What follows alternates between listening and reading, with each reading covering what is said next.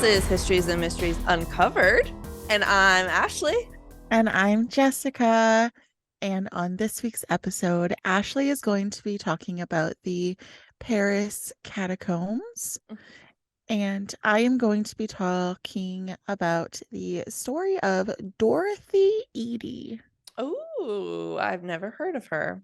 It's very fascinating. It's Egypt related. So, Oh, okay. mhm. Did you guys like our new name, Histories and Mysteries Uncovered? You may have seen our some of our socials announcing it. If you don't follow us, you can hit us up at Instagram or TikTok or Facebook, which is where we made any of the announcements. We just did, there's another podcast called Histories and Mysteries, and it was just difficult to navigate around that. So we decided to go with Histories and Mysteries Uncovered. Real easy switch. You won't have to do anything. You can still listen to it in the same spot you listen to it. Our socials are still the same. The only difference is when you recommend us to people, you will just tell them to look for Histories and Mysteries Uncovered. Yeah, super easy. Yeah. My buddy Matthew, he did up our logo again for us. He updated it. He originally did it and he updated it again for us, which is Yeah. so nice. Yeah. So it's awesome. We're super excited for it. Yeah. It's Just been some a fun new things.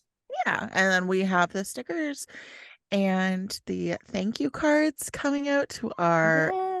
They were patrons. in the mail yesterday. Yay! So they That's should be getting exciting. to you soon. Well, thank you everybody that's following us. Yeah. We have um sorry, pause for a minute. So last week or the week before, we were talking about those that joined, Alexandra and Terry. Yeah. And then now we also have Valerie. Yes. So thank you. And my husband. Yeah, I saw that. I was like, oh, we got a fourth. And I was like, oh, it's Kyle. I don't know if that counts. I kind of bullied him into it. I'm like, excuse me. I have some really cool stories for my bonus episode, and you're not even gonna Going to hear it. listen. My husband doesn't listen anyway, so lame. Mine does. He doesn't listen to podcasts at all, and he's not into true crime or like paranormal or Yeah, really historical stories too much. Podcasts just aren't his jam. that's okay. They're not for Yeah. everybody. He But follows us though. I know he's so sweet. But my mom was just listening to our Anthill Cult Oh yeah. episode, and she was like, nope. I did not need to ride on that train you with you. Yeah, that was So bad. it was horrible. So my story this week's really cool. My story's eerie, so but Oh. it's not horrific. Mine's supernatural in a sense, Ooh. but only if you believe in the kind of stuff I'm going to talk about. So Oh, okay. yeah. So anyways, tell you about the Paris catacombs Okay. because we watched that movie. I know. So I'm gonna reference it And in here. okay, But good. one of my absolute favorite scary movie is 13 Ghosts. Never seen it. Oh, it's good. I'm a big Matthew Lillard fan. Oh, I love him. He's in it. I don't know. There's something about him I really like. And like in this role he plays, he's like a psychic and he's kind of sexy. But anyway, it's really good. You should watch it. Have you ever seen Without a Paddle? No, I haven't. Because it's like one of my favorite stupid comedy movies. Yeah.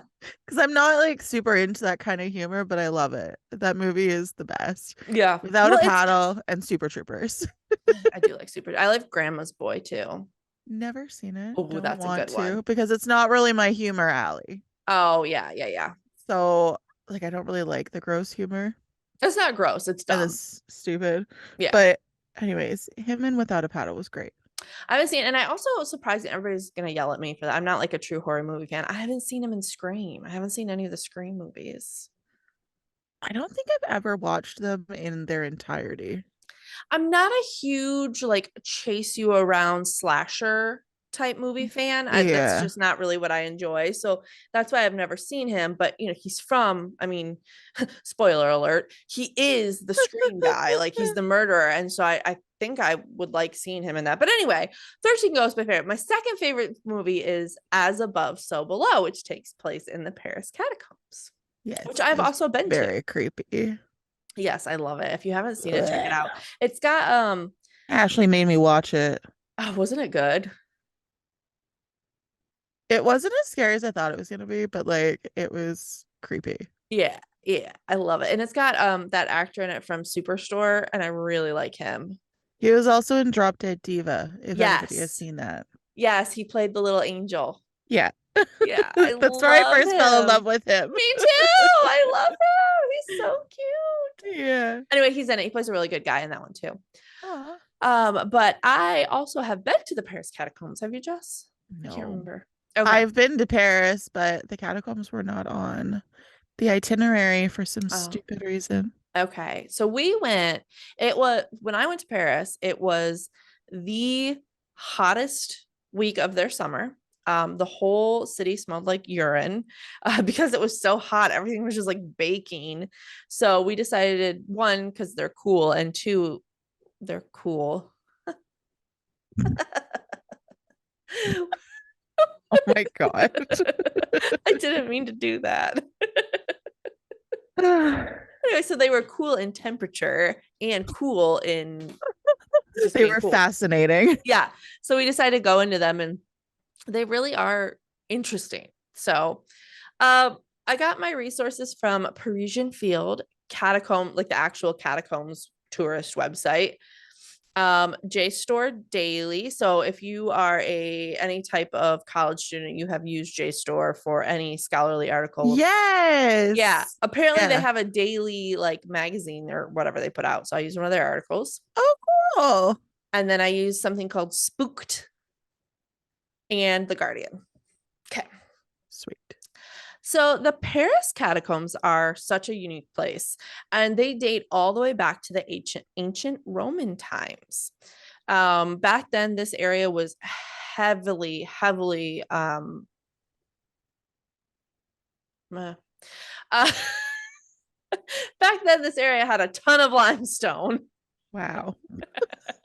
This is going great. It had a ton of limestone, and it was heavily mined. That's where I wanted to say the heavily. There you And then go. when I messed it up, I didn't know how to come back from that. So, uh, and this limestone actually helped to build the town of Paris. They mined it almost to completion, like almost to empty. And then they just left. They just left them. They never did maintenance on them. They just left these like pretty much empty tunnels underneath this new city, Paris. And after several years and centuries of these caves being abandoned, they started collapsing at random. One of the articles said that Paris was a city built on air because it's just Oh, these empty caves that they're built on. weird. And in 1774, there was a bunch of cave ins on Rue d'Enfer, which literally translates to street from hell. Oh. Um, they quote was a sound of giant heaving, a great sigh, and stretching like he's stretching his limbs. So like this is the sound that it made. It was like Ew. along the eastern side of the Rue d'Enfer for what proved to be a quarter of a mile.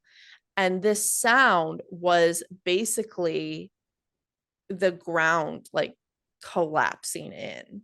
Oh, wow. So it collapsed in a quarter of a mile and swallowed up all of these houses that were in this area. Wow. At this point, they called it the mouth of hell. And King Louis the 16th created a project to strengthen the underground tunnels because he couldn't just have, his city collapsing. And so they went under and they were trying to reinforce these tunnels. While they were doing this, like kind of at the same time, the cemeteries in Paris were overflowing due to more and more people moving from the country to this city. There was a cemetery there called the Holy Innocents, and it was the oldest burial ground in Paris, dating back to 1186. Wow. Yeah, so this one was super, super full. I mean, that's years and years and years of burying people there. And one of the earlier kings had the cemetery enclosed by a large wall to, quote, give proper respect to the dead and limit its use as commons and separate it from market activities. But as the city got bigger and bigger, this kind of didn't happen, and lines were kind of blurred, and there was activities going on in the cemetery and kind of out of the cemetery. And the buying and selling of different like goods kind of happened in the cemetery. There was like some illicit trade and like they said general debauchery. Uh and Sounds like a grand time. yeah, yeah. Um and they formed like a I don't know what that was supposed to say. Sorry. Just We'll general never debauchery. know. Okay, I do have to say though Yes. that so you were talking about King Louis Yes. in the 1700s. It just it it like it's so hard to wrap my brain around the fact that King Louis was interested in the infrastructure of his city. I Yeah. don't know why why that's so hard for me to get around my head. You know what was hard for me? The 1100. That. And I thought King Louis was like way, way back in history. Like the fact that he was Yeah. king into the 1800s shocked me. Like when America was being born, he was Yeah, king. he was king. Yeah. Like I have zero knowledge of the history of France, like zero. My only knowledge from the history of France comes from the CW show Rain, which I loved. I'm sure it was not super accurate. No. So just the thought of like, I don't know, when I thought of like King Louis, any of them, because I'm sure there's more than one, I was thinking back in like 14, 1500s, and no, he was like into the 1800s. It's crazy. Yeah, there was more than one. Yeah. Well, he was the 16th. So, so There's maybe there only was a one Louis. before him. Oh my gosh, that's so funny. All right, continue. It was just, Yeah. I don't know why. It was just so weird for me to like get my head around that. Yeah. Yeah. I can see that. Okay, so this was a quote. It said, "The vast necropolis of Saints Innocents, so the cemetery, welcomed the dead from every parish in the city. Human decomposition mixed with the blood and guts of the market, with piles of rubbish to form a putrid stench, a dangerous effluence that made the halls an axis of infection and disease." The Black Plague. And I think there were like two or three, I didn't write this down, but I think I read that there were like two or three um grave attendants that died from like the disease and like stench and like all that kind of stuff happening. Ew. And because of this crowding, they actually stopped burying people there in 1780. But in like right after they decided to kind of stop doing that in 1780, a restaurateur living right next to that cemetery, so I guess like he had a wall that like butted up to the cemetery. He went to retrieve some bottles of wine from his cemetery, and the smell like overwhelmed him. Sorry, what? He went to go retrieve bottles of wine from his cemetery or his cellar? Definitely cellar.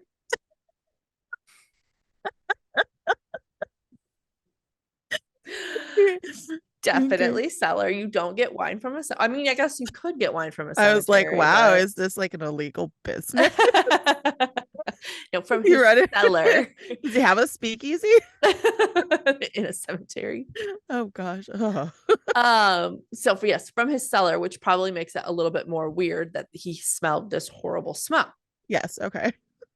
And he discovered that the walls of a mass grave adjacent to his house had burst open and sent a ton of corpses into his basement. Yeah. So at this point, they're like, we gotta do something. Like this is too much. Can you Um, even imagine no, walking no. into your cellar and finding dozens of corpses, rotting corpses, That smelled like that's what first drew his attention was how bad the piling smell was. onto your floor? Yeah. How horrifying. Blah, blah. Bleh. So they're finally like, okay, we got to do something about this. So between 1785 and 1787, at night, they moved all the bodies from the cemetery to these underground tunnels. And as time went on, they added more and more bodies to the tunnels. They actually estimate at this point there's about 6 million bodies down there. Oh, Yeah. So, and they just kind of laid there just like that until the early 1800s when Inspector Heracart de Thury decided to create the elaborate walls and formations and altars that we see today. And I looked and I looked and I looked and I couldn't figure out like why he did it. He just did it. He's like, hey, this will be pretty. And he did it. Um, and in 1809, the tunnels first opened up to tourists. 1809. 1809. Holy shit. Yeah. I Um, just, I don't, just the fact that why were no other places being overrun with bodies? Like there are other places that have millions of people needing to be buried in the ground. I think because um Paris is one such a huge city and it wasn't there. Like it got built up. So all these people were coming from the country to the city as this huge city was getting built up. And I think that's kind of what it was like an influx of people. But like England doesn't have catacombs, does it? There's a lot of places that have catacombs. I didn't realize. Really? Yeah, yeah. Like there's some in Africa. I know in Savannah they don't have catacombs, but they had like mass graves. So like when you're walking down sidewalks and stuff, you're more than likely walking on graves because they like did them underground. Yuck. Yeah, That's wild. yeah, yeah. If Holy you ever look, if guacamole. you just Google catacombs instead of like Paris catacombs, there's quite a few that'll come up. I had no idea. Wow. Yeah. Okay. Sorry, So that's so fascinating. yeah, no, no, no. So above the entrance, when you walk into the Paris catacombs, like where you're allowed to first walk in, because the tourist area of the catacombs is quite small in comparison to how big the catacombs actually are. And they have one entrance that you go into, like you can't enter in all these different places. There's one entrance for tourists. And above it in French, and I'm not even going to try and pronounce it, it says, stop. This is the Empire of Death. Arrête. Yes, that's the first word. Yeah. Arrête, c'est L'Empire de iki, Mourir. ICI. Oh, EC. Arrête, c'est ici la empire de la mort. Ta-da. I speak French. You don't even know how to pronounce EC, which is here. Oh. Yeah. Okay, so that's kind of the history, and now we're gonna get into some creepy stories. Okay. So they think that this next story is kind of the basis for the movie As Above, So Below, which we talked about in the beginning here.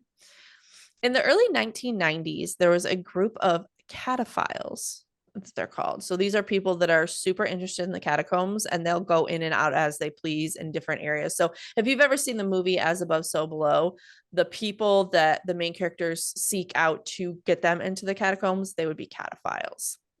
So they're just like super into it. They'll go in and out as they please from different areas. Like they don't take the main tourist entrance, they go wherever they want.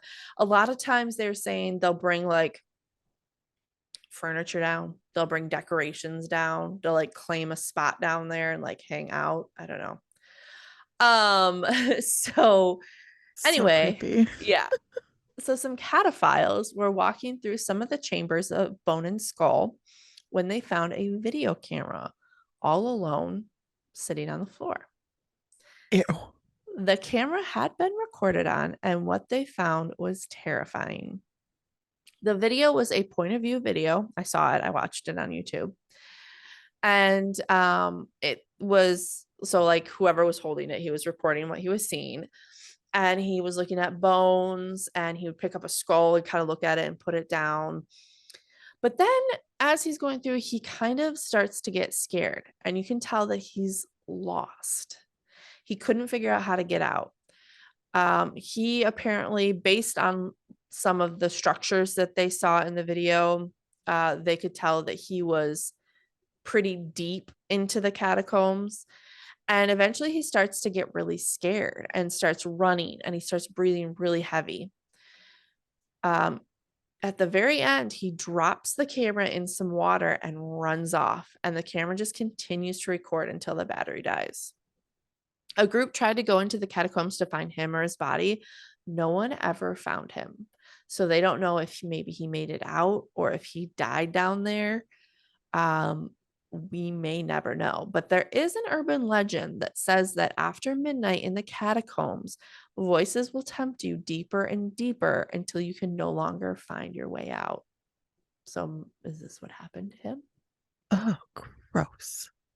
Why would you ever go in there by I yourself? don't know. Ugh. There's another legend down there from the ghost of Philibert Asperet. During the French Revolution, Philibert was a doorman at a hospital, and he was tasked with retrieving some liquor from the cellar. And I saw like two different articles. One said that he accidentally ended up in the catacombs, and one said he was there on purpose. There's a passage from the hospital to the catacombs. So either he like accidentally somehow walked into there like not paying attention or he went in there on purpose. I'm not sure. I saw two different things on it. Um, but so the one story said because it was an accident, he didn't have any light on him. And the one story said that he went there on purpose, but he only brought one candle with him. So either way, he ran out of light or didn't have light. Um, and because of this, he got lost in the tunnels and he never saw the light of day again. 11 years later, they found his body and they knew it was him because he had a very specific key to the hospital that they found on his body. They buried him in the catacombs, and he is now said to be the protector of the cataphiles who pay their respects to his grave. Each November Oh. 3rd, it is said that the ghost comes out and haunts the galleries of the catacombs. And then the last story I have is actually what made me want to do this story. And it was recommended by my dad based on this story. This is so creepy. Okay. Okay. So in 2004, a group of police officers were inspecting the catacombs. They generally do that. There's like a group of police officers that go through and one look for like destruction and graffiti and, that kind of stuff. And then, another mission is to, look to make sure things are still okay down there. So they were going through, they were doing a training exercise and they found a tarp. And on the tarp, there was a sign that said building site, no access. Behind that in the tunnel was a desk that had a TV camera set up to start recording when it detected motion. There was also a PA system that would start playing the sound of a dog barking when it detected motion. So like if you Ew. walked by, it would record you and play the sound of dog barking to like scare people off, I guess. Ew. After further investigation, they found 3,000 square feet of galleries wired for phone lines using pirated electricity that seemed to be professionally installed. There were swastikas painted on the ceiling, but there was also a Celtic cross and stars of David. So they don't think it was like one like hate group or something like that. They also found a stocked bar with tables and chairs and a pressure cooker, like it was like a little restaurant, a living room type of layout, a workshop, a lounge, and a movie room big enough to fit about 20 people. The seats, What? yeah, the seats of the movie theater had been carved into the stone of the catacomb, and they found a movie projector, a full size cinema screen, and the movies there were both old and new. So they knew it was like recently people had been down there. They also found cameras on the ceiling that seemed to be recording them. So they left and they went to go get like a bigger team. And I think they took some like electricians down there with them to see, you know, how this is happening. When they went down there a few days later, everything was gone. The phone What? lines were cut, the electricity was cut, all of the furniture was gone, the projection screen, everything was gone. And What? all that was left was a piece of paper in the middle of the room that said, Ne cherchez pas, or do not seek. Yeah. They have never found this group. They have no idea who it is, but they had this like huge, elaborate thing That's and then crazy. disappeared and left a note that said, do not seek us out. Ew. Isn't that insane? Yeah. So that is my Paris catacomb story. Oh, And I'm sorry, my mouth is so dry. I'm pretty sure I have like gross mouth noises on the microphone right now. I apologize. go get some water. Like, seriously. I don't know why it's so dry all of a sudden, but Okay. tell us about your lady. Okay. Okay. You didn't even really like, you didn't really talk about as above, so below, but that's No, okay. I just that one part where they think that that was the story that it got its like Yeah. idea from. So creepy. Yeah. So Movie's really creepy. good. If you haven't seen it, go look, go watch it, everyone. It's great. It's fine. You shut up. It's great. Wow. Okay. So, on that note, I got my sources from medium.com, Mhm. ancient origins, and egyptianstreets.com. Oh, And probably all that's interesting. I would think. I don't know though. I don't remember. Honestly, I don't think I did actually. I'm surprised. I'm shocked. I know. Anyways, Dorothy Eady. So, Ashley, Yes. I've got a historical puzzler for you. Okay. She was a well known Egyptologist from the 20th century.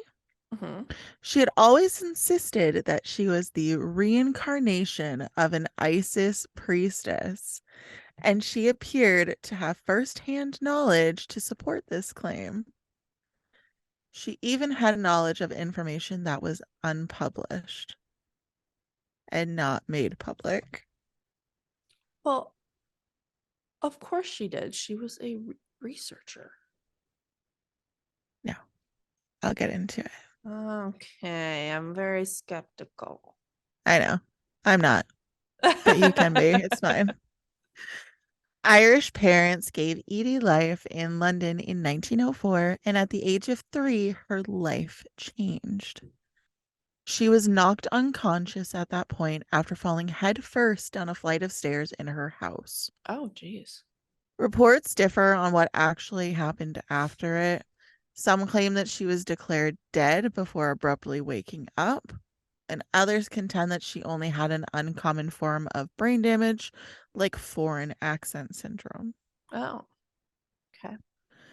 Whatever the reason or whatever happened afterwards, the fall changed her for good, and she had altered her speech patterns for starters. And then she continued to ask her parents to take her home. Mhm. The girl was unable to respond when asked where home was, and unsurprisingly, her parents were super confused. During the first year after her accident, her parents took her to see an Egyptian display at the British Museum. Her story really starts to get strange at this point because it stated that as she was perusing the artifacts, she yelled out, "There's my home!" and pointed to a picture. How old was she? For Okay. the temple of Seti I, Ramses the Great's father, appeared in the image. She was adamant that she had once lived in that identical structure, but she soon realized that something was missing. "Where are the trees in the gardens?" she asked. Supposedly, Dorothy skipped merrily through the Egyptian exhibits in the museum. Same. Kiss, kissing, kissing the statue's feet and declaring that she was now among her people. And she's 4. Mm. Naturally, her parents were against this conversation. But as she got older, the child started going to the exhibits as frequently as she could. She eventually attracted the interest of renowned Egyptologist E.A. Wallace Budge, who urged her to study hieroglyphics. But she had a difficult adolescence. For instance, one Sunday school teacher requested her parents keep her at home due to her propensity to draw comparisons between Christianity and Egyptian paganism. That's funny. Yeah. She was also expelled from the girls' school she attended because she refused to sing a hymn that begs God to curse the swart Egyptians. Oh. She is even alleged to have thrown the hymnal at her teacher before leaving the classroom in a rage. Oh shit. Yeah. Even attending Catholic church, which by all accounts she truly loved, had to be abandoned. An enraged priest visited her home after she said that it reminded her of the old religion of the pharaohs. She was informed by him that she was no longer welcome in his church. Oh, poor little thing. Yeah. As she grew older, her obsession with ancient Egypt only intensified. She first talked about her.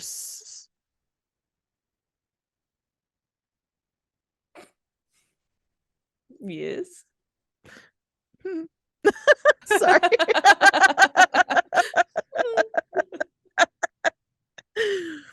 She first talked about her first incident with Seti I when she was 14 years old. They had sex, people. She also revealed images of nightly visitations in which his mummy appeared to her bedside and and tore away her nightdress. A girl been watching some naughty videos. She claimed to have been his lover in a past life. How old was she at this point? In like real life? Yeah. I think she was like 13, 14. Okay. The girl was passionately obsessed with her nighttime experiences, Oh, and she wasn't scared of them. no. All right. When Dorothy's parents ran out of options, they sent her to a succession of sanatoriums. Everything failed. She simply wouldn't give up her beliefs. And when she was 16, she permanently stopped attending school. Oh. Her schooling, however, was far from over. In Plymouth, where her father had an early cinema theater, she started taking evening classes at an art college. She was given the chance to perform as Isis here, which was a character that she had a strong affinity to. So, Hmm. Dorothy used this time to figure out the specifics of her past experience. She claimed that over the course of a year-long series of visits, midnight manifestations of the god Hor-Ra dictated it to her.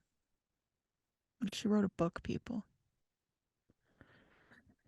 Dorothy, who claimed to be the reincarnation of a child named, I'm going to butcher this because I could not find a pronunciation for it. And it's ancient Egyptian, so bear with me. Her name was Ben Tricious. Wait, Ben Treshit. No. How do you spell it? I want to try. Ben Uh-huh. Treshyt. Oh gosh. Bentrished. That's a hard one. Ben Bentrish. Ventrished. Ventrished. Bentreshed. Bentreshed. I don't even know, man. Ventrished. Anyways, we're going to call her Ben. Okay. Claimed to have been abandoned when she was 3 years old and to have grown up in the Seti I temple at Abydos, the identical structure she had pointed out when she was 4 years old. She talked about meeting the pharaoh while working as an Isis priestess in the temple grounds. However, losing one's virginity while a priestess of Isis was a crime punishable by death. Ben was made to appear in court after becoming pregnant with Seti's child, but she opted to die by suicide instead. Oh my. When she started writing for an Egyptian magazine in London at the age of 27, that was when the next crucial phase of her life began. She first met Imam Abdel Megwid there, and they later got married. She gave birth to a son while they were living in Cairo, and she gave him the name Seti in honor of her long lost pharaoh lover, and adopted the Arabic name Seti, which meant mother of Seti. I wonder how her husband felt about her wanting to name their son after an old lover. Yeah, I don't know. I would not be happy about that. If Cody had come to me and been like, I want to name Mara after my ex, I'd be like, excuse me? Yeah. I mean, if you think about it, though, he was a powerful ruler as well. So, No, I don't think I'd like it still. but as Ashley has been pointing out, things were not simpler for her in Cairo. She had married into a wealthy family, and they were super offended by her accounts of pharaonic apparitions and outer body experiences. Yeah, maybe at that point, just keep it to yourself, lady. She would get up in the middle of the night, unresponsive and trance like, to scribble Oh. down pages and pages of hieroglyphics, sharp lines, and fast thoughts that were nearly unintelligible to anybody but Seti. The marriage ultimately ended in divorce after only 2 short years, at which point Imam moved to Iraq. In any case, Seti was obviously more in love with Egypt than she was with her husband, so she stayed in Egypt. She continued raising her son and working for the National Department of Antiquities. She authored a number of books and papers during her tenure there, which are still highly regarded even today. Hmm. But she also terrified a lot of people, especially the locals, Okay. because she had a reputation for spending lonely nights inside the Great Pyramid of Giza or making offerings at the Sphinx's feet. That's weird. Yeah. People were alarmed by these rites, which made her the target of considerable rumors. She was also greatly appreciated for being so honest about her opinions, which is a strange paradox. Yeah. Like Yeah. little hypocritical there. Yeah. Seti, who was in her 40s, was unexpectedly granted the chance to work alongside excavators in Abydos. She naturally jumped at the chance. After all, the area she had pointed out as a young child in the British Museum was the one where her and her lover had first fallen in love.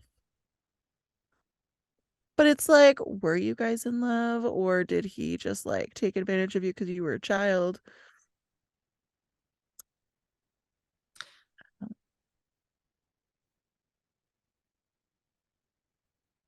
So Like, I'm looking at you like, are words gonna come out of your mouth? lots of thoughts happening. So the king or whatever who was her lover or god, Pharaoh. was it a king Yeah. or a god? A It's pharaoh. a Yeah, that's pharaoh. we're talking about Egypt pharaoh. Yes. So the pharaoh that had the sexy times with her, Yes. she was 14. Yeah. Now, was she 14 in her past life too, Yeah. or just in this life In her when she was past getting the life. visits? No, in her past life, she was 14 when she Okay. met Okay. I believe. Yeah. Okay. And then in her nowadays life, she was She's also in her 14 when she's he in was her coming to her bed. 40s. Right Yeah, but now, but like now when she's he's in her 40s. okay, but when he was coming to her bed at night, she was 14. Yeah. Okay. Okay. That's when it started. Gotcha. Yes. She proved to be an excellent resource for researchers in Abydos. She also assisted them in finding the remains of the gardens she had long ago described. It's like she's helping actually find shit. Hmm. The conversation she had with the head inspector of Egypt's antiquities department, who took her to Seti's temple and put her claims to the test, was even more bizarre. He spoke to her while they were both in complete darkness about a collection of wall paintings. He asked her to move towards that specific mural after describing it in detail, and she performed it flawlessly. The inspector was shocked, as one might expect. These paintings' locations had never been made public. Hmm. Do you have thoughts?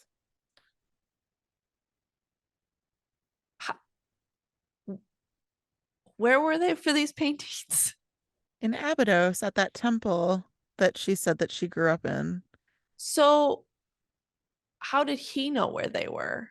well, because he was an inspector and he had been working at the site for a long time. So, people did know Yeah, where but these like paintings were. he did, yeah. So, But like probably other people too. not unless you had been working at the site. Yeah. So, like people who worked at the site would know. Yeah, but nobody else was there in the room with them, and he was describing like a random wall. But there was a possible way for her to know if she had possibly talked to someone else who worked there. Oh my God, you're impossible. She also described to other research. I'm ignoring you. She also described how the prayers and customary rites went, even before she studied many religious papyri. I don't know. Like I always thought it was papyrus, but like just looks like papyri. I don't know. Maybe that's a Hmm, singular. I Um. don't know. Anyways, even before she studied anything, she was familiar with the stories. Excavations have frequently verified her accounts of the monuments, reliefs, and other objects she saw in her past life. Many Egyptologists also were unable to refute what she said. Experts who had spent a lot of time working in Egypt did not have her knowledge. Kenneth Kitchen, a well known British Egyptologist, is one of them. He may not have wanted to say it out loud, but the evidence in the written sources indicates that he trusted her. Additionally, Nicholas Reeves considered her visions when looking for Nefertiti. This part, this part. Okay. If you are not convinced, you're out of my life. Okay. Okay. She claimed that the tomb of Nefertiti is located in the Valley of the Kings. Okay. Okay. Okay. She said, I did once ask His Majesty where it was, and he told me.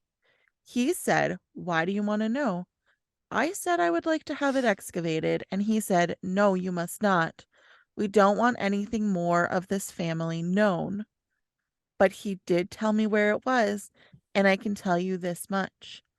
It's in the Valley of the Kings, and it's quite near to the Tutankhamun tomb. But it's in a place where nobody would ever think of looking for it. She laughed and said it's apparently still intact. And if we remember from my King Tut story, I had mentioned that recently they were under the assumption that Nefertiti's tomb was in King Tut's pyramid and was in a secret tunnel that they just found. So they did find Nefertiti. They found a chamber. I don't know how far they've gotten, but I'm just saying they think that it's hers. They think it's where she is. Mm-hmm. I just think it's like, no.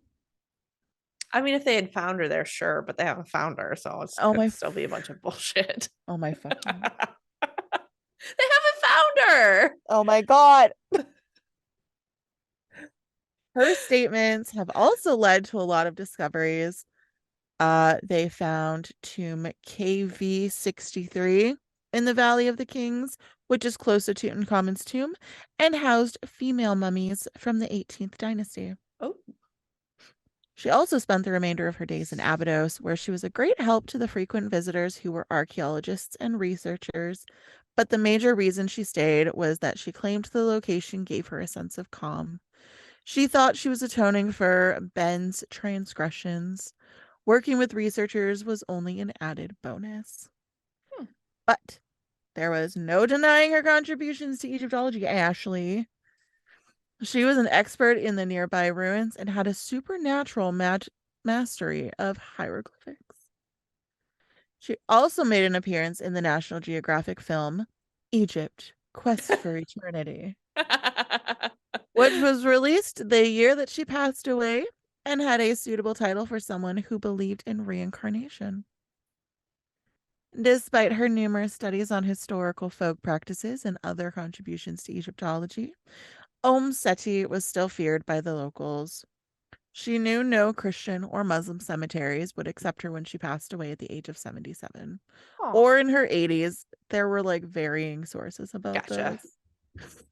Um, that being the case, she started to build her own tomb in her backyard garden.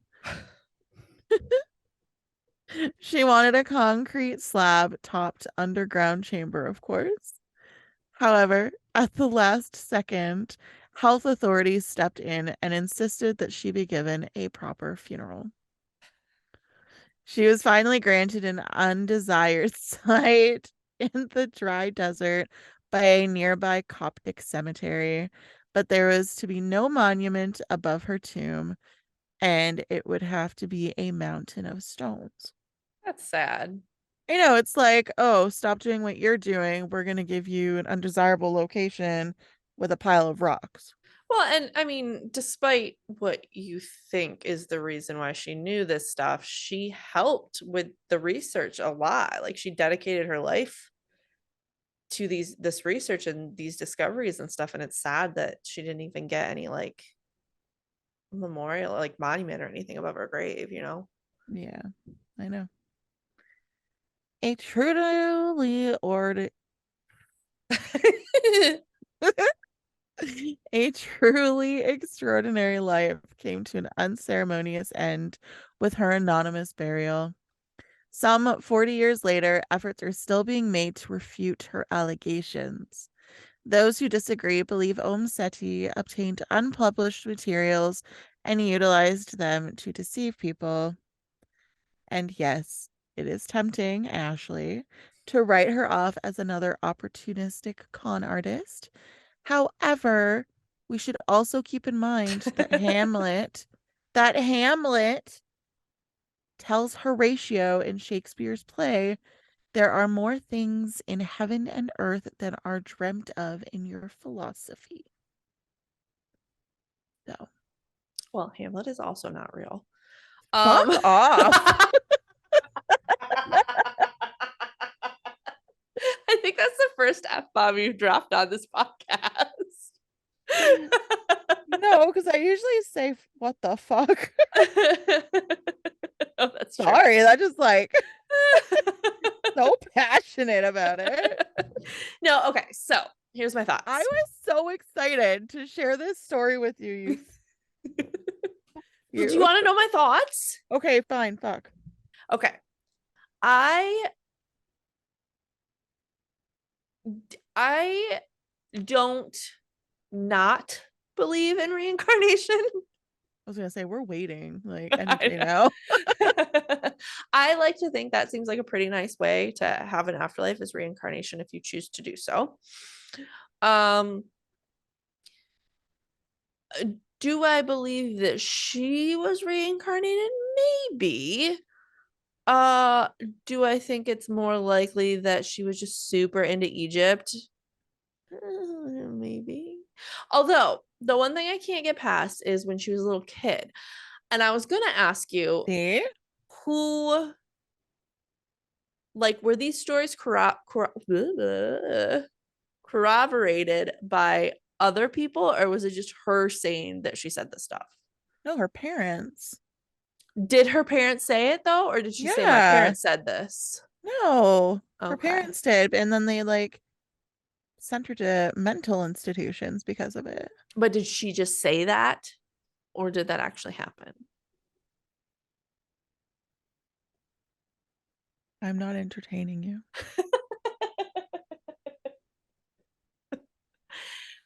I don't know. I don't know.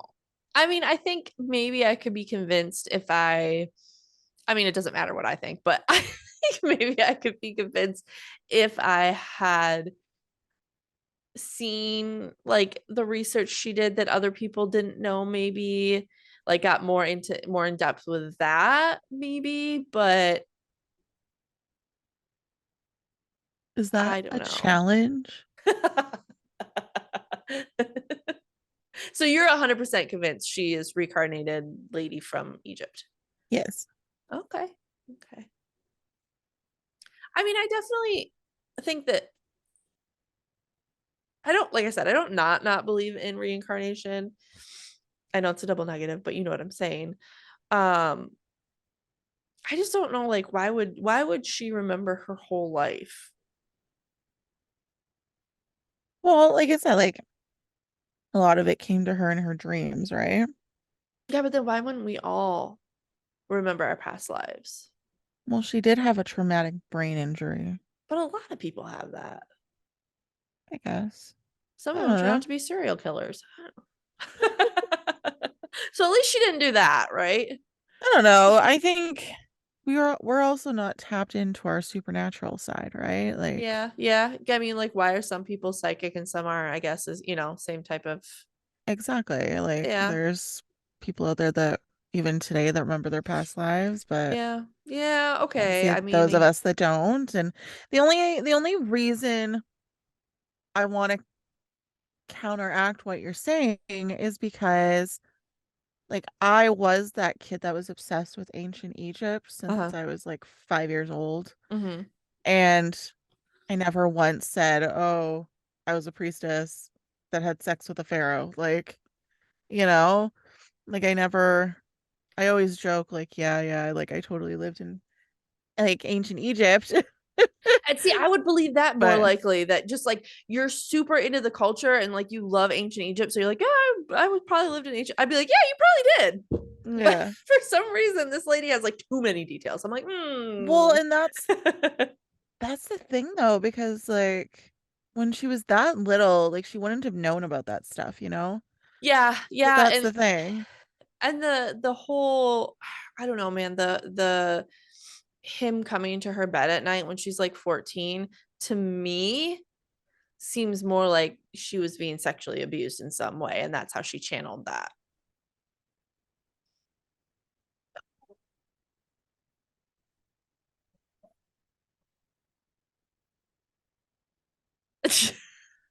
That face. Sorry. I know I took it down a much darker path. So did she have DID at that point, right? Because with DID, a lot of it is, they were sexually abused. Mm-hmm. And then that's how their separate personalities kind of come out to protect them. Well, I don't know necessarily that I think she had like a separate personality. I just think that maybe she had convinced herself that that's what was happening, or kind of like had a fantasy that that's what was happening instead of what was actually happening. But what But if she did? that's just a dark. No, the whole DID thing is like a good theory. And then, like, she has these different personalities that come out, and one of them is like, oh, yeah, I'm a priestess. Because you What? know how people with Yeah. DID have, like, not even different personalities, but different genders, different beliefs, Yeah, they even for have like each. different like blood pressures and, Yeah. yeah, respiration rates and stuff. So Yeah, interesting. Yeah, I mean, that's do I so think it's sad. As if you impossible? brought it that way. I mean, like I said, do I think it's impossible? No. Do I think it's probable? Hmm. But I Yeah. like that you think it is, because that's very like I want it to be that, like Yeah. fun and supernatural and cool. Yeah. And you're like, oh, she was sexually assaulted. I know. Such a bad person. Like, fuck. That's where my thought. Like if I had like a 13 or 14-year-old that came to me and said that, that would be my first thought. Like, See, and my thought was the fact that it was like, that's when she fell in love with SETI when she was 14. And so when she turned 14 in this life, that's kind of when her memories started solidifying and things just started that, yeah, happening, you know? that's happier. I like that better. Me too. Yeah. Yeah. Anyways, I have a joke, but it's kind of bad. Oh Um, gosh. Is it like the but one that I had to cut before? no. Okay. Well, I want to know what you guys think too on this. Hit us up on any of our socials or whatever. What do you guys think? Do you think that she was really a former Egyptian, what was she? Not a prince, not she wasn't a A princess, but priestess. a priestess. Or do you think it was just a lady that had some mental health issues?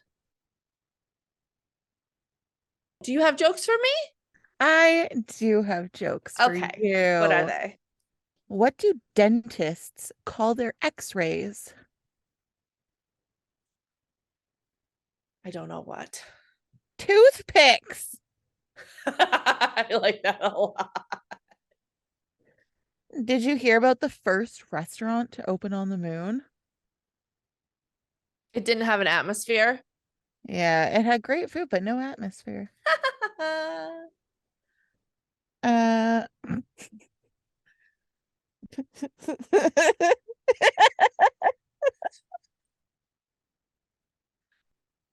This is a good one.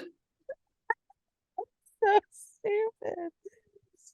Why do ducks have feathers? Why? To cover their butt quacks. I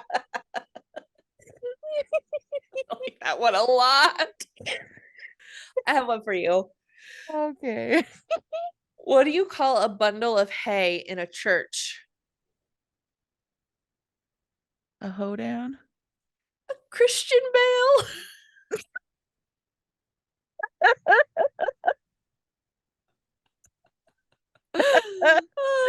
Oh, Oh my gosh. that was a Okay. good one. Well, if you want more of us lovely ladies, you can find us on Facebook, Instagram, TikTok, and YouTube. And you can join our Patreon. Our first bonus episode will be dropping June 30th. Yay! Yay! And if you want to rate and review us, you can do so on Apple Podcasts and Spotify. Yay! Well, thanks for listening, and we look forward to bringing you two new stories next week. Bye. Bye.